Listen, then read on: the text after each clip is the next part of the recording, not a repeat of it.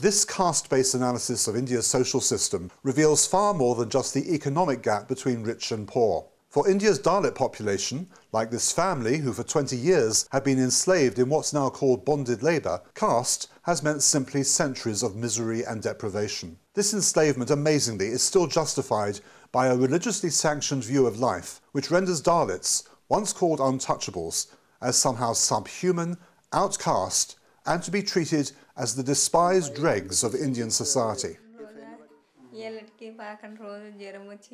My name is Ravi. I don't know how old I am. My mother thinks I'm 12. Since I was small, I've been forced to work in bonded labour.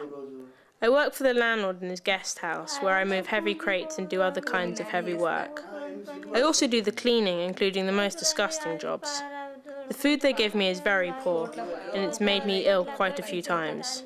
They pay me only a few rupees a day. I'm not satisfied with this, but what can I do? I can't run away, as there's no other way to survive.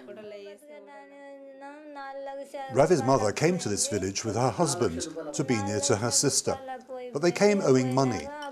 They are a family of 8, with 2 sons and 4 daughters. They thought that by having a large family, they would have boys to work for them and keep the family fed. As it worked out, they had to borrow money to pay for husbands for their daughters. That's when the loan sharks moved in. The landlord here promised to pay the debts off for them, but at a very high interest rate.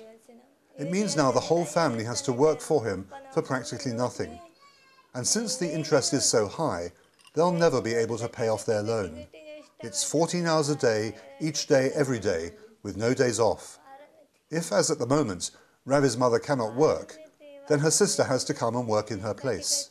And now her 2 boys are ill with flu, she doesn't know what to do, and thinks the landlord will want her to pay him back with food, when, as it is, they hardly have enough to live on.